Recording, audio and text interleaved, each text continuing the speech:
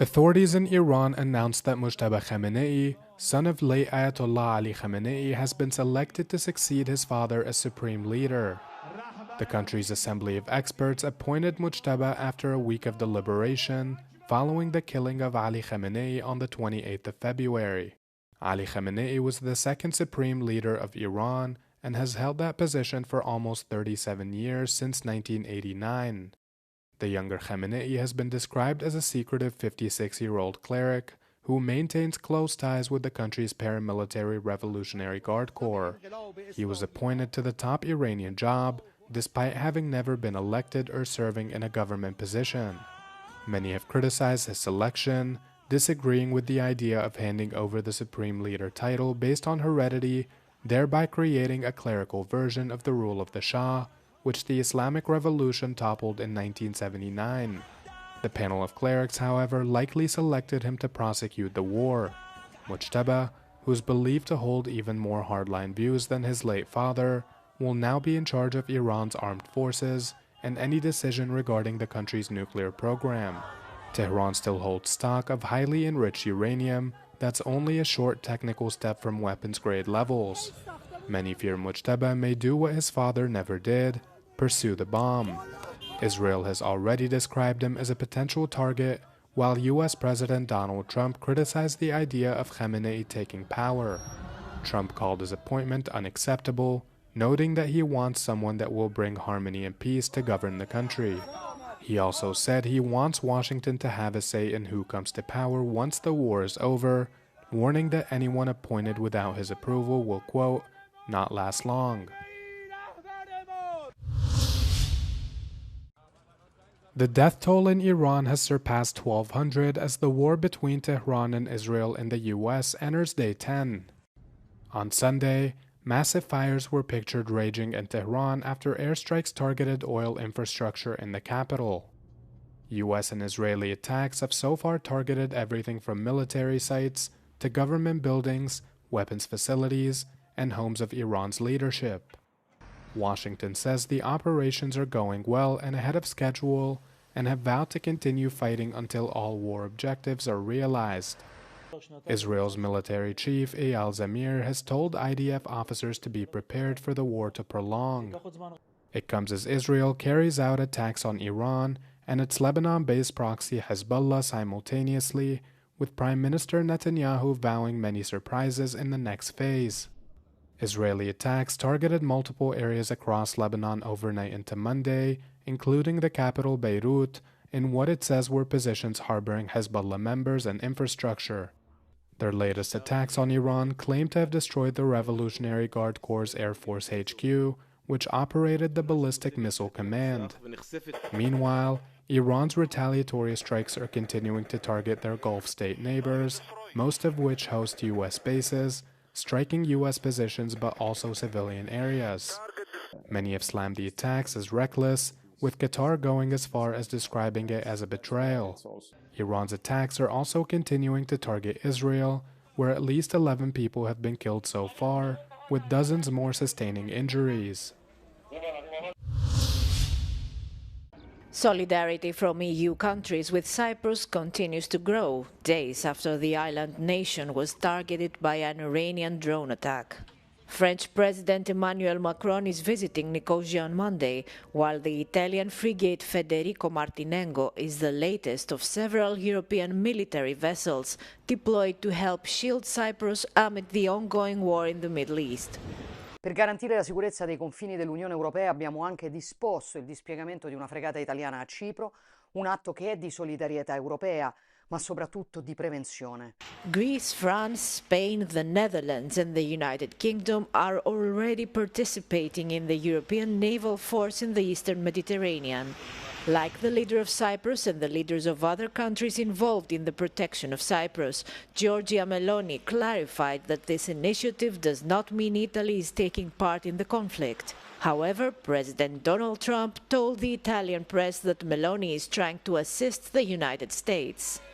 Recent developments have sparked a heated debate over the presence of British military bases in Cyprus. On Saturday, hundreds of people protested in Nicosia, calling for an end to any use of the bases in the ongoing war. Since the conflict began 8 days ago, the UAE has detected over 238 ballistic missiles, and it says it has intercepted 221. It tells us that 15 fell into the sea, and it says that 2 landed inside the country.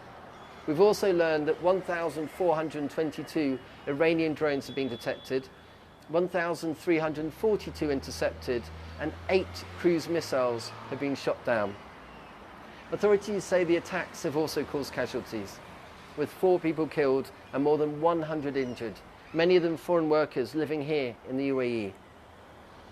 In a briefing with Euronews and a small group of international media, a very senior government official offered a rare insight into how the country is responding to these escalating attacks. He added that Iran's strategy appears to be to try and create regional havoc.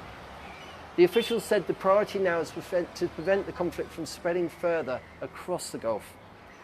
We want to contain the war. We don't want this war to expand.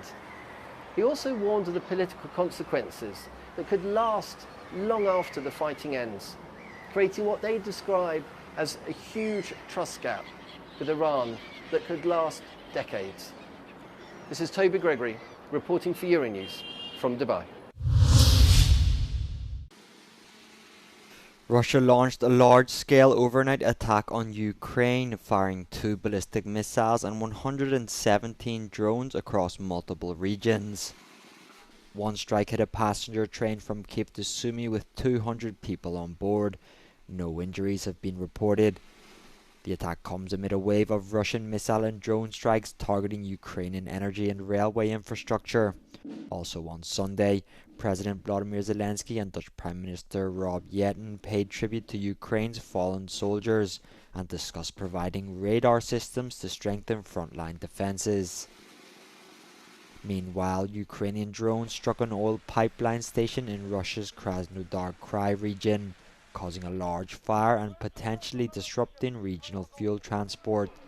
In Belgorod Oblast, Ukrainian missile strikes on energy facilities triggered blackouts and disruptions to electricity, water and heating.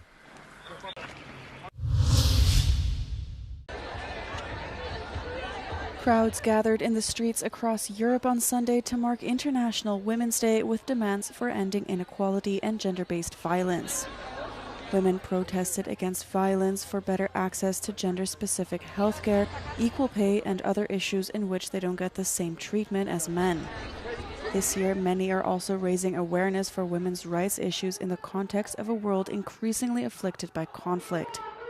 Protesters expressed solidarity with women affected by war in Ukraine, Iran, Gaza, and elsewhere. According to the United Nations, women in conflict-affected areas are disproportionately affected by gender-based violence. In Madrid, "No to War" and "Anti-Fascist Feminists Against Imperialist War" were among the slogans written on signs at the protests. Madrid also saw separate demonstrations for transgender rights and for the legalization and regulation of prostitution. Was I just the same before the accident? There wasn't any accident. Everything we did, we did it on purpose.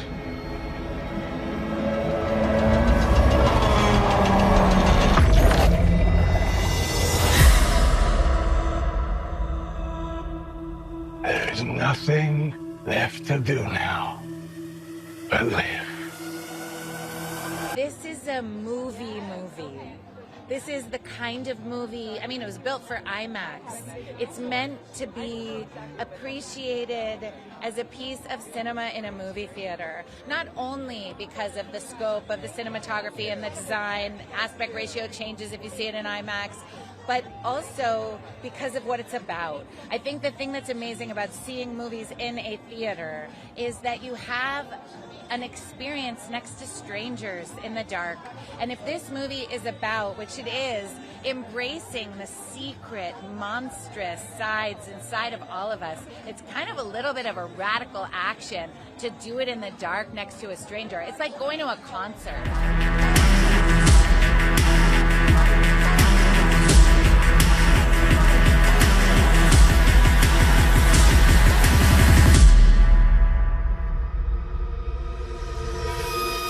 Come on, big man.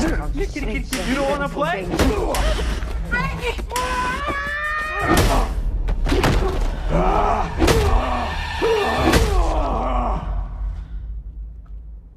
Until death do us part.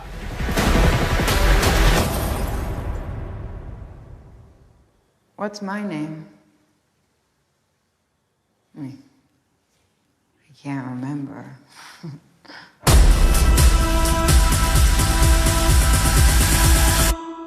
Monstrous.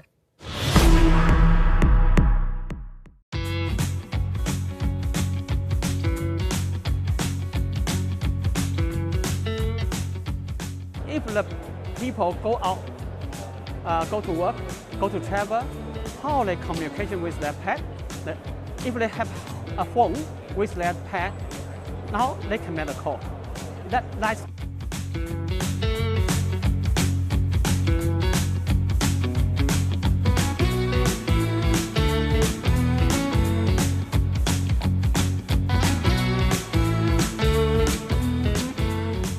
we believe the pet can use the pet phone to communicate with the people like a child.